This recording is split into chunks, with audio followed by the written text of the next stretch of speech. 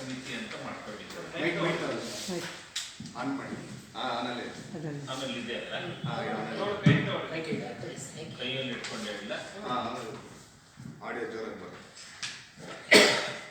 Sir, ಇವತ್ತು ಪ್ರಮುಖವಾಗಿ ಕರ್ನಾಟಕ ರಾಜ್ಯ ಅಂಗನವಾಡಿ ಕಾರ್ಯಕರ್ತರ ಸಹಾಯಕ ಸಂಘಟನೆಗಳ ಸಂಘರ್ಷ ಸಮಿತಿ ವತಿಯಿಂದ ನಾವು ಈ ಪತ್ರಿಕಾಗೋಷ್ಠಿಯನ್ನು ನಡೆಸ್ತಾ ಇದ್ದೇವೆ.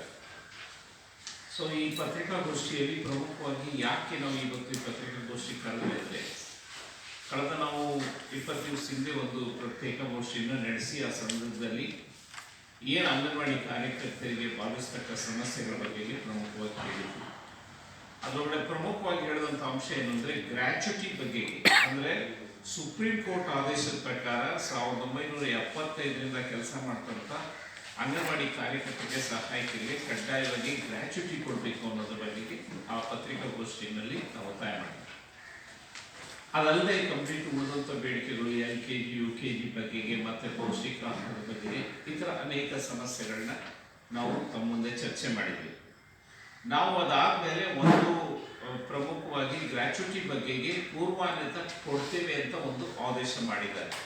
ಆದರೆ ಅದನ್ನು 1975ರಿಂದ ನಿವೃತ್ತಿಯಾದಂಥ ಎಲ್ಲ ಅಂಗನವಾಡಿ ಕಾರ್ಯಕರ್ತರಿಗೆ ಸಹಾಯಕರಿಗೆ ಕಡ್ಡಾಯವಾಗಿ ನೀಡಬೇಕು ಅನ್ನೋದು ಸ್ಪಷ್ಟೀಕರಣ ಕೊಡಲಿಕ್ಕೆ ಈಗಾಗಲೇ ನಾವು ಕಂಪ್ಲೀಟ್ ಹೇಳಿದ್ದೇವೆ. ಅದ್ರ ಬಗೆಗೆ ಅವರು ಇನ್ನೂ ಯಾವುದೂ ತೀರ್ಮಾನ ತಗೊಂಡಿಲ್ಲ. ಆಮೇಲೆ ಈ ಏನು ಸಮಗ್ರ ಶಿಶು ಅಭಿವೃದ್ಧಿ ಯೋಜನೆ ಒಳಗಡೆ ಪ್ರಮುಖವಾದ ಅಂಶ ಏನು ಅಂತಂದರೆ ಪೌಷ್ಟಿಕ ಆಹಾರನೂ ಸಹ ಒಂದು ಪ್ರಮುಖವಾದ ಅಂಶ. ರಾಜ್ಯದ ಎಲ್ಲ ಅಂಗನವಾಡಿ ಕೇಂದ್ರಗಳಲ್ಲಿ ಇವತ್ತು ಪೌಷ್ಟಿಕ ಆಹಾರ ಏನು ಸರಬರಾಜು ಮಾಡ್ತಾ ಇದ್ದಾರೆ ಭಾಳ ಕಳಪೆ ಮಟ್ಟದ್ದು. ಅದಕ್ಕೆ ಇವತ್ತು 100 ಕೋಟಿ ರೂಪಾಯಿ ಕಂಪ್ಲೀಟು ರಾಜ್ಯ ಮತ್ತು ಕೇಂದ್ರ ಸರ್ಕಾರ ವತಿಯಿಂದ ಖರ್ಚು ಮಾಡ್ತಾ ಇದ್ದಾರೆ. ಆದರೆ ಆ ಮಕ್ಕಳಿಗೆ ಕಂಪ್ಲೀಟ್ ಅದನ್ನು ತಿಂದೆ ಅದನ್ನು ಬಿಸಾಡುವಂಥ ಒಂದು ಪರಿಸ್ಥಿತಿ ಇದೆ. ಅದಕ್ಕೆ ಪ್ರಮುಖವಾದ ಕಾರಣ ಇರೋದ್ರೆ ICDS ಒಳಗಡೆ ಸಮಗ್ರ ಶಿಶು ಅಭಿವೃದ್ಧಿ ಯೋಜನೆಯಲ್ಲಿ ಸ್ಥಳೀಯ ಪೌಷ್ಟಿಕ ಆಹಾರ ಕೊಡಬೇಕು ಅಂತ ವೆರಿ ಸ್ಪೆಸಿಫಿಕ್ ಆಗಿದೆ. ಆದರೆ ಸ್ಥಳೀಯ ಪೌಷ್ಟಿಕ ಆಹಾರ ಕೊಡ್ತಾ ಇಲ್ಲ, ಬರೀ ಯಾರು ನಮ್ಮ ಗೋಧಿ ನುಚ್ಚನ್ನ ಕೊಡುವಂಥ ಒಂದು ವ್ಯವಸ್ಥೆ. ಸೊ ಅದರಿಂದ ನಮ್ಮ ಪ್ರಮುಖವಾದ ಬೇಡಿಕೆ ಏನು ಅಂತಂದರೆ ಏನು ಮಕ್ಕಳಿಗೆ ಫಲಾನುಭವಿಗಳು ಬರ್ತಾರೆ ಮತ್ತು ಗರ್ಭಿಣಿಯರು ಮತ್ತು ಬಾಣಂತಿಯರಿಗೆ ಅವರಿಗೆ ಕಡ್ಡಾಯವಾಗಿ ಸ್ಥಳೀಯ ಪೌಷ್ಟಿಕ ಆಹಾರ ಕೊಡಬೇಕು ಅನ್ನೋದನ್ನು ಸಹ, ಉತ್ತಮ ಗುಣಮಟ್ಟದ ಪೌಷ್ಟಿಕ ಆಹಾರ ಕೊಡಬೇಕು ಅನ್ನೋದನ್ನು ಸಹ ನಮ್ಮ ಒತ್ತಾಯ. ಇನ್ನೊಂದು, ಈಗಾಗಲೇ ರಾಜ್ಯ ಸರ್ಕಾರ ಒಂದು ತೀರ್ಮಾನ ತಗೊಂಡಿದೆ, LKG UKGನ ಅಂಗನವಾಡಿಗಳಲ್ಲಿ ಪ್ರಾರಂಭ ಮಾಡಬೇಕು ಅಂತ. ಅದ್ರ ಬಗೆಗೆ ಮಾನ್ಯ ಮುಖ್ಯಮಂತ್ರಿಗಳು ಏನು ಹೇಳಿದ್ರು ಅಂದರೆ ಈ ವಿಷಯದಲ್ಲಿ ಎಲ್ಲ ಅಂಗನವಾಡಿ ಸಂಘಟನೆಗಳನ್ನ ಕರೆದು ಚರ್ಚೆ ಮಾಡಿ ಅದರೊಳಗಡೆ ತೀರ್ಮಾನ ತಗೊಳ್ಳಿ ಅಂತ ಮಾನ್ಯ ಮುಖ್ಯಮಂತ್ರಿಗಳು ಹೇಳಿದ್ರು ಸಹ ಏನು ನಮ್ಮ ಲಕ್ಷ್ಮೀ ಹೆಬ್ಬಾಳ್ಕರ್ ಅವರು ಅದನ್ನು ಒಂದು ಪರಿಗಣಿಸದೆ ಅವ್ರಿಗೆ ಏನೋ ಒಂದು ರೀತಿಯಲ್ಲಿ ಅವರೇ ಏಕಪಕ್ಷೀಯವಾದ ನಿರ್ಣಯ ತಗೊಂಡು ಕಂಪ್ಲೀಟ್ ಈಗಾಗಲೇ ಒಂದು 230 ಅಂಗನವಾಡಿ ಕೇಂದ್ರಗಳನ್ನ ಪ್ರಾರಂಭ ಮಾಡಿದ್ದೀವಿ.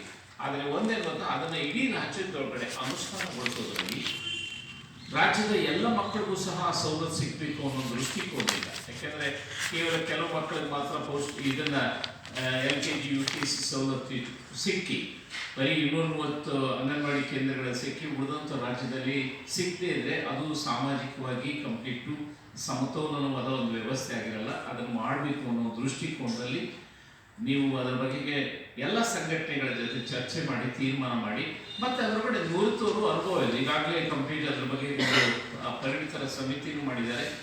ಆ ಸಮಿತಿ ಒಳಗಡೆ ಅದನ್ನು ಅಂದರೆ ಹಿಂದೆ ಮಾಡಿದ್ರು ನಮ್ಮ ಸಿದ್ದರಾಮಯ್ಯನವರ ನಾಯಕತ್ವದಲ್ಲಿ ಅದನ್ನು ಹೇಗೆ ಕಂಪ್ಲೀಟು ಪ್ರಬಲಗೊಳಿಸಬೇಕು ಅಂತ ಮಾನ್ಯ ಮುಖ್ಯಮಂತ್ರಿಗಳು ಹೇಳೋದಾದ್ಮೇಲೆ ಯಾವುದೇ ಒಂದು ಅದನ್ನು ಸಮಿತಿನೂ ಸಹ ರಚನೆ ಆಗಿಲ್ಲ. ಅದನ್ನು ಸಹ ನಾವು ಚರ್ಚೆಯಲ್ಲಿ ತಗೊಳ್ಬೇಕು ಅನ್ನೋ ಒಂದು ಒತ್ತಾಯನೂ ಸಹ ಇದೆ. ಇದಲ್ಲದೆ ಭಾಳ ಬೇಸರದ ಸಂಗತಿ ಏನು ಅಂತಂದರೆ ಮಂತ್ರಿಗಳು ಏನು ಅಂದರೆ ಎಲ್ಲವೂ ಸಹ ಏಕಪಕ್ಷೀಯವಾದ ನಿರ್ಣಯ ತಗೊಳ್ತಾರೆ. ಏಕಪಕ್ಷೀಯವಾದ ನಿರ್ಣಯ ತಗೊಳ್ಳೋದ್ರಿಂದ ಏನಾಗಿದೆ, ಇವತ್ತು ನಾವು ಸಮಗ್ರವಾಗಿ ಏನು ಅಂಗನವಾಡಿ ಕೇಂದ್ರಗಳಲ್ಲಿ ಅಂಗನವಾಡಿ ಕಾರ್ಯಕರ್ತರಿಗೆ ಇವತ್ತು ಅದನ್ನು ಇಂಪ್ಲಿಮೆಂಟ್ ಮಾಡೋದಕ್ಕೆ ಸಾಕಷ್ಟು ರೀತಿಯಲ್ಲಿ ತೊಂದರೆ ಆಗ್ತಾ ಇದೆ. ಸೊ ಈ ನಿಟ್ಟಿನಲ್ಲಿ ನೀವು ಅದನ್ನು ಸಮಗ್ರವಾಗಿ ಪರಿಶೀಲನೆ ಮಾಡಿ ಯೋಚನೆ ಮಾಡಬೇಕು ಅನ್ನೋ ದೃಷ್ಟಿಕೋನದಲ್ಲೂ ಸಹ ನಮ್ಮ ಎಲ್ಲ ಸಂಘಟನೆಗಳು ಅದನ್ನು ಒತ್ತಾಯ ಮಾಡಿದ್ದೇವೆ. ಸೊ ಈ ಹಿನ್ನೆಲೆ ಒಳಗಡೆ ಒಂದು ಕೂಡಲೇ, ಯಾಕೆಂದರೆ ಎಷ್ಟು ಅಡಮೆಂಟ್ ಆಗಿದ್ದಾರೆ ಮಂತ್ರಿಗಳು ಅಂತಂದರೆ ಸಿಕ್ಕಾಪಟ್ಟೆ. ಯಾಕೆಂದರೆ ಇವತ್ತು ಕ್ಯಾಬಿನೆಟ್ ಒಬ್ಬರೇ ಇರೋದ್ರಿಂದ ಬಂದಿರೋಂಥ ಬಹಳ ಪ್ರತಿಷ್ಠೆಯನ್ನು ಬಂದಿದೆಯೇನೋ ಗೊತ್ತಿಲ್ಲ ನನಗೆ. ಒಂದು ಅವ್ರಿಗೇನಾಗಿದೆ ಅಂತಂದರೆ, ನಾವು ಕೂತ್ಕೊಂಡು ಚರ್ಚೆ ಮಾಡಿ, ಇದು ಕೇವಲ ಅವ್ರು ಏನು ಅಂತಂದರೆ ವರಲಕ್ಷ್ಮಿಗೆ ಬನ್ನಿ, ವರಲಕ್ಷ್ಮಿ ಒಬ್ಬನೇ ಅಲ್ಲ, ಇವತ್ತು ಸಂಘಟನೆ ವರಲಕ್ಷ್ಮಿ ಹುಟ್ಟೋದ್ರಿಂದಲೂ ನಾನು ಸಂಘಟನೆ ಮಾಡಿದ್ದೀನಿ.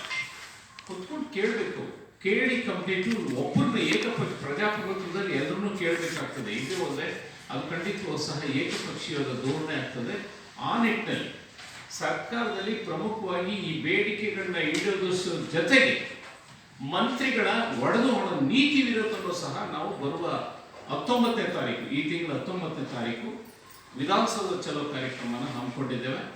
ಅದರೊಳಗಡೆ ಕಂಪ್ಲೀಟು ಏನು ಅಂತಂದರೆ, ಮಾನ್ಯ ಮುಖ್ಯಮಂತ್ರಿಗಳಿಗೆ ಏನು ಸರ್ಕಾರದಲ್ಲಿ ಮಹಿಳಾ ಮತ್ತು ಮಕ್ಕಳ ಕಲ್ಯಾಣ ಇಲಾಖೆಯ ಅಧಿಕಾರಿಗಳ ಧೋರಣೆ, ಮಂತ್ರಿಗಳ ಧೋರಣೆ, ಇದನ್ನ ಖಂಡಿಸಿ ನಾವು ಅದರ ಬಗ್ಗೆ ಒಂದು ಹೋರಾಟ ಮಾಡಬೇಕು ಅಂತ ಒಂದು ತೀರ್ಮಾನ ಮಾಡಿದ್ದೇವೆ.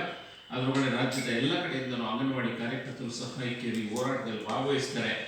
ನಾವು ಅದರ ಬಗ್ಗೆ ನೋಡಿ ಕರ್ಟಸಿ ನಾವು ಮುಷ್ಕರದ ನೋಟಿಸ್ 1 ತಿಂಗಳ ಹಿಂದೆನೇ ಕೊಟ್ಟಿದ್ದೇವೆ.